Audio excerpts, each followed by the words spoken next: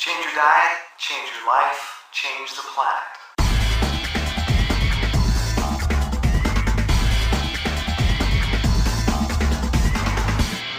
It's rant time again. Are you ready?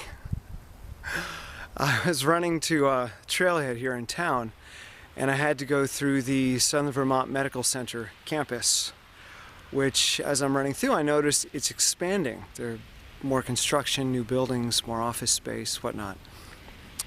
Healthcare is a growing business. In fact, they've even changed the sign for the campus. It's no longer the Southwestern Vermont Medical Center.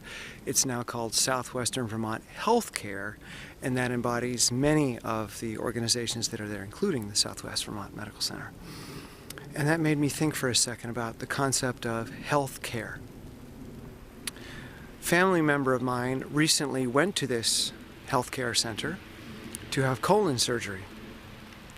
And after a few days of recovery, when they were able to eat solid food again, the menu was brought up, and I happened to look at the menu, and the vast majority of the options on that menu should not be made available to someone who has just had colon surgery. Another family member had gallbladder removed last year. Same thing.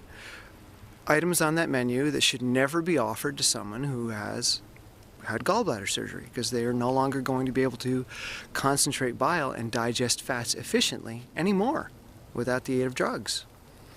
And here there are fried, fatty, horrible foods being offered to these people post-surgery. People that have digestive issues, and they're being offered foods that are so problematic for digestion that it's unfathomable to think that a healthcare center would make these foods available. I also noticed on this list that there were heart-healthy options, that about 10% of the items were heart-healthy, and there's a little symbol of the heart. Oh, look, heart-healthy options. So what that means is that we know that everything that doesn't have that symbol, the doctors, the people that organize that menu, the dietitians, know that everything else on the menu causes cardiovascular distress and disease. They know this because they're making a distinction, saying that these foods are heart healthy and they don't cause cardiovascular problems. But everything else does. But don't worry, we're a healthcare center. We've got your health in mind. And we designed this menu with options with your health in mind. Wow. Think about that. We know that food can also cause cancer. We know that food can cause diabetes. But I didn't see a little symbol on the list that said this option is diabetes healthy, or this option is cancer healthy. This is not a healthcare center. Hospitals are not healthcare centers.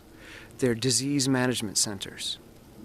It should be called the Southwestern Vermont Disease Management Center, because that's what they do. They manage disease. And I'm not saying that's bad. I'm not saying that hospitals are innately bad. I'm saying that they're not healthcare centers. They're disease management centers. The only entity that has power to care for your health is you. You. You are your own healthcare practitioner. Your choices, whether they be dietary, whether they be physical activity, whether they be stressful relationships, whatever choices you make that compound the stress in your life, you're affecting your health. When you choose to eat foods that are known to be carcinogenic, to be cardiovascular disease agents, to be diabetic agents, and a myriad of other diseases that we're just realizing can be related to food, if you're making a choice to stress yourself dietarily, you're not caring for your health. You don't have health care. One of the big debates in America right now is universal health care. Well, how about individual health care? They say, well, 35 million Americans don't have health care. Well, I bet we could say 300 million Americans don't care about their health. That leaves a few million that actually do. But for the most part, Americans do not care about their health. So instead of worrying about the 35 million that don't have health care insurance, what about the 300 million that don't care about their health. They don't have health care. Your choices make a difference.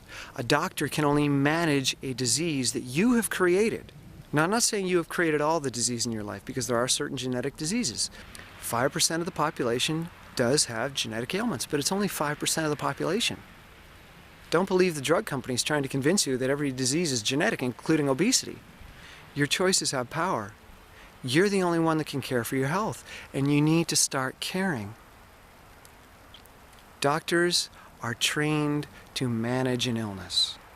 They're not trained to care for your health. That's up to you. You have to care. Do you? You have a lot more power than you think.